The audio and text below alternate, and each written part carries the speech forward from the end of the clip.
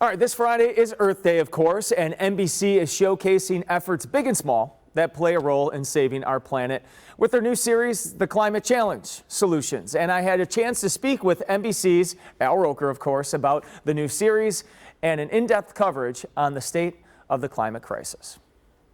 And as we count down to Earth Day on Friday, April 22nd, NBC News is rolling out another week of stories across the network dedicated to the environment. And NBC News' resident climate expert, today's weatherman and co-anchor of the third hour of today's show, Al Roker, is here with a preview. Hey, Al, how's it going? Good, Brian. How are you? I'm doing great. Has spring sprung in the big city? I'm sorry, say again? Has spring sprung in the big city, New York City, for you guys? We're still waiting here in Milwaukee. It is. We've had some fairly nice weather. Going to cool down again, but we feel like maybe the back of winter has been broken. So fingers crossed. You know, while we're talking about climate today, one thing that we've seen here locally in Milwaukee is we've had a later start to our winters over the past decade. We get through, like, Christmas time without, snow and brutal cold, but it seems like the tail end of things have shifted a little bit. So it'll be interesting to see if that actually is a result of climate change. Look, and that's, one of the things we do at Today Climate is we try to link when we know we can make that link, when it's factual. Yep. Because not everything is climate related. To be able to point out those things, like whether it's cherry blossoms in Washington, D.C. peaking earlier than usual, or Tornado Alley, the traditional Tornado Alley shifting to the east and a little further north. Those are the things that we can point to and say, hey, there's something happening here. But all this week, for Earth Week, on the platforms of NBC News and the Today Show, we are going to be highlighting not just the problem, but solutions, because that's the most important thing. The network is covering another week-long series with this climate. And tell us what has changed since last year, and what is the focus of this series? I think, Brian, as we know, as we saw in the heart of the pandemic, that how quickly nature can heal itself, how quickly the planet, the air quality improved. Plants were seen where they hadn't been seen before. Wildlife was seen where it normally hasn't been seen. So the planet has, when we give it the opportunity, the chance to bounce back. So that's what we need to do. And so we're going to look at some of the usual suspects, but also places and things that are a little unusual. For example, electric aviation. We know about electric cars, but if we could take a plane, and there's a company that has developed an aircraft with a battery that can take small groups of people on short hops. Think about flying from Milwaukee to Chicago, something like that.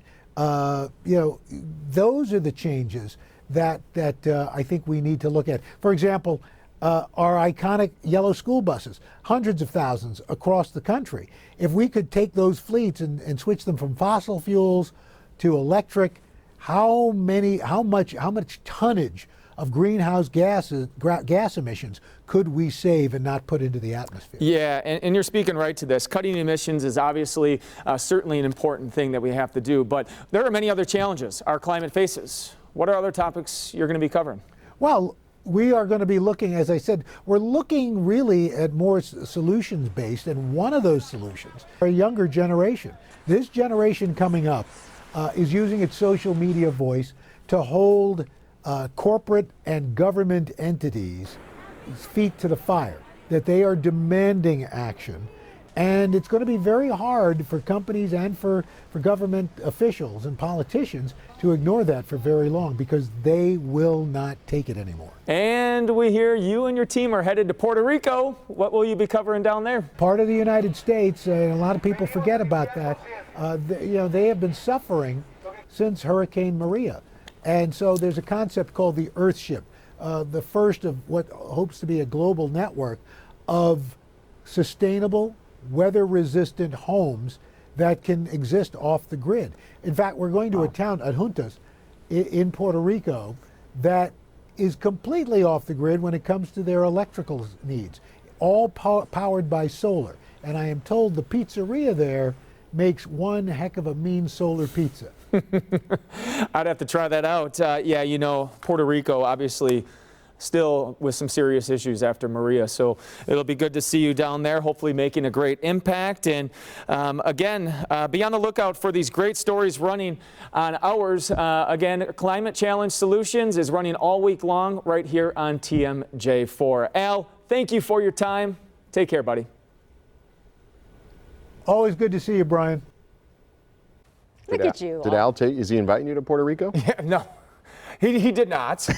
I hope one day when he takes an inaugural flight on that plane, that electric plane, maybe I'll get invited for that. Well, that'd be pretty cool. That was a really interesting look at different issues facing the climate. And when you talked about the younger generation, that made me think about my kids, because they're on me Sure. to make sure that I'm doing, like, even recycling, that they're like, Mom, that doesn't belong in there. And I'm like, oh yeah, okay. So I'd like to say too, like, I'm conscious of, like, people have different views about, what's going on with the climate or everything. And some of the stuff with climate change isn't necessarily like the whole, like, things that are in the forefront, like big global warming. For us locally, which I mentioned to Al, is I'm seeing almost like a shift in our season a little bit more, where our winters are starting later. Today. And then they linger into April longer. This has been going on for about a decade now. I mean, when was the last time we had a ton of snow on Christmas time? Yeah. It's been a while, so we'll see. All right, Brian, thank you.